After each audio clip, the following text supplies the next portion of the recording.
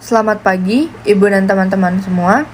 Di sini kami kelompok 3 akan mempresentasikan mengenai Kesultanan Demak. Pertama-tama, saya akan memperkenalkan anggota dari kelompok 3. Yang pertama, ada Chelsea Aprilia Wijaya, Christian Winata, Dwiki Christian, Febrian Wiguna, dan Vincent Chris. Sejarah Kerajaan Demak. Pendirian. Kesultanan Demak atau Kerajaan Demak adalah kerajaan Islam pertama di Jawa. Kerajaan Demak menjadi pusat penyebaran agama Islam di Jawa di bawah kepemimpinan raja pertamanya. Kerajaan Demak berdiri pada awal abad ke-16 Masehi seiring kemunduran Majapahit. Pendiri Kerajaan Demak adalah Raden Patah. Raden Patah adalah putra Raja Majapahit dan istrinya yang berasal dari Cina dan menjadi mualaf.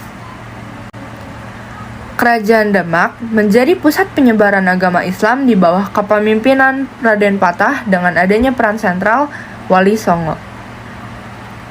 Periode kepemimpinan Raden Patah adalah fase awal semakin berkembangnya ajaran Islam di Pulau Jawa. Raja Kerajaan Demak setelah Raden Patah wafat pada 1518 yaitu Adipati Unus, yang merupakan putra dari Raden Patah. Sebelum menjadi sultan, Pati Unus terkenal dengan keberaniannya sebagai panglima perang. Julukan Pati Unus yaitu Pangeran Sabrang Lor, muncul dari keberaniannya sebagai panglima tersebut. Pati Unus memimpin penyerbuan kedua ke Malaka melawan Portugis pada 1521. Pati Unus wafat pada pertempuran tersebut. Masa kejayaan Kerajaan Demak berlangsung saat dipimpin Sultan Trenggana. Sultan Trenggana naik tahta setelah Pati Unus. Letak Kerajaan Demak berada di Demak, Jawa Tengah.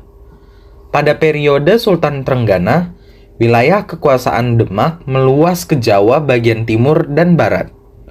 Pada 1527, pasukan Islam gabungan dari Demak dan Cirebon yang dipimpin Fathahillah atas perintah Sultan Trenggana berhasil mengusir Portugis dari Sunda Kelapa. Sultan Trenggana wafat pada 1546. Insiden saat menyerang Panarukan, Situbondo, yang saat itu dikuasai Kerajaan Blambangan atau Banyuwangi, membuat Sultan Trenggana terbunuh. Wafatnya Sultan Trenggana membuat tampuk kepemimpinan Kerajaan Demak diperebutkan. Pangeran Surowiyoto atau Pangeran Sekar berupaya untuk menduduki kekuasaan mengalahkan Sunan Prawata, putra Sultan Trenggana. Sunan Prawata lalu membunuh Surowiyoto dan menduduki kekuasaan. Kejadian tersebut menyebabkan surutnya dukungan terhadap kekuasaan Sunan Prawata. Ia lalu memindahkan pusat kekuasaan Demak ke wilayahnya di Prawoto, Pati, Jawa Tengah. Ia hanya berkuasa selama 1 tahun karena dibunuh Arya Penangsang, putra Surowiyoto pada 1547. Arya Penangsang menduduki tahta Kerajaan Demak setelah membunuh Sunan Prawata. Ia juga menyingkirkan Pangeran Hadiri atau Pangeran Kalinyamat, penguasa Jepara karena dianggap berbahaya bagi kekuasaannya. Nama Sunda Kelapa lalu diganti menjadi Jayakarta, yang berarti kemenangan yang sempurna. Jayakarta kelak berganti nama menjadi Batavia, lalu Jakarta, ibu kota Republik Indonesia. Kehidupan politik. Hanya berkuasa selama 1 tahun karena dibunuh Arya Penangsang, putra Surowiyoto pada tahun 1547. Arya Penangsang menduduki tahta Kerajaan Demak setelah membunuh Sunan Prawata. Ia juga menyingkirkan Pangeran Hadiri atau Pangeran Kalinyamat, penguasa Jepara karena dianggap berbahaya bagi kekuasaannya. Kehidupan ekonomi. Perekonomian Demak berkembang ke arah perdagangan maritim dan agraria. Ambisi Kerajaan Demak menjadi negara maritim diwujudkan dengan upayanya merebut Malaka dari tangan Portugis. Namun upaya ini ternyata tidak berhasil. Perdagangan antara Demak dengan pelabuhan-pelabuhan lain di Nusantara cukup ramai. Demak berfungsi sebagai pelabuhan transito atau penghubung, daerah penghasil rempah-rempah dan memiliki sumber penghasilan yang cukup besar. Kehidupan sosial budaya. Kehidupan sosial masyarakat Kerajaan Demak telah berjalan teratur. Pemerintahan diatur dengan hukum Islam. Akan tetapi, norma-norma atau tradisi-tradisi lama tidak ditinggalkan begitu saja. Hasil kebudayaan Kerajaan Demak merupakan kebudayaan yang berkaitan dengan Islam. Hasil kebudayaannya yang cukup terkenal dan sampai sekarang masih tetap berdiri adalah Masjid Agung Demak. Masjid itu merupakan lambang kebesaran Demak sebagai kerajaan Islam. Masjid Agung Demak selain kaya dengan ukiran-ukiran berciri khas Islam, juga memiliki keistimewaan, yaitu salah satu tiangnya dibuat dari tumpukan sisa-sisa kayu bekas pembangunan masjid itu sendiri yang disatukan. Selanjutnya, runtuhnya Kesultanan Demak. Runtuhnya Kesultanan Demak dipengaruhi oleh beberapa faktor, diantaranya yaitu perang saudara memperebutkan tahta Kerajaan Demak dan juga berdirinya Kesultanan Pajang. Yang pertama yaitu perang saudara memperebutkan tahta Kerajaan Demak. Jadi setelah Sultan Trenggono meninggal, terjadi konflik perebutan tahta di antara anggota keluarga Kerajaan Demak, antara Pangeran Sedaing Lepeng dan juga Sunan Prawoto, atau yang bisa disebut juga sebagai putra Sultan Trenggana.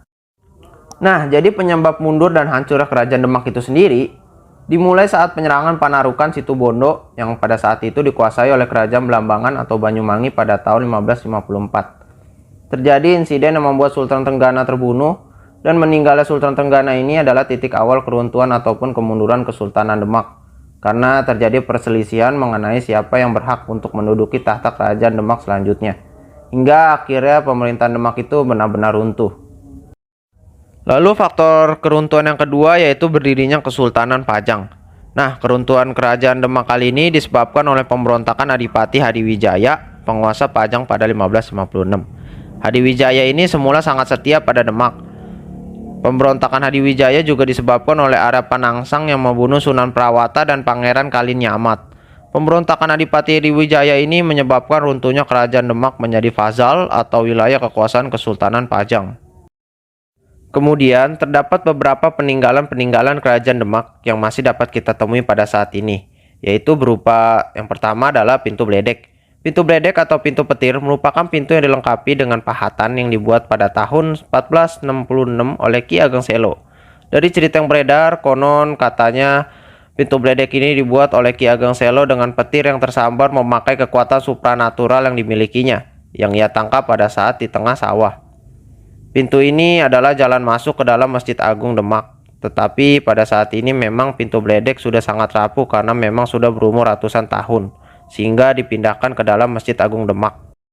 Selanjutnya terdapat peninggalan Masjid Agung Demak. Masjid Agung Demak adalah salah satu masjid tertua di Indonesia yang berdiri sejak 1479 Masehi dan berada di daerah Kauman, Demak, Jawa Tengah. Masjid ini didirikan oleh Raden Patah bersama para wali songo. Masjid ini menjadi pusat pengajaran dan penyebaran agama Islam yang dirintis oleh Wali Songo. Selanjutnya peninggalan yang ketiga yaitu Soko Guru. Masjid Agung Demak disokong oleh 4 Soko Guru ataupun yang disebut dengan tiang penyangga setinggi 19,54 meter dan berdiameter 1,45 meter. Soko Guru ini dipercaya merupakan sumbangan dari 4 anggota Wali Songo, dan keempat Wali Songo itu adalah Sunan Bonang, Sunan Kalijaga, Sunan Ampel, dan juga Sunan Gunung Jati.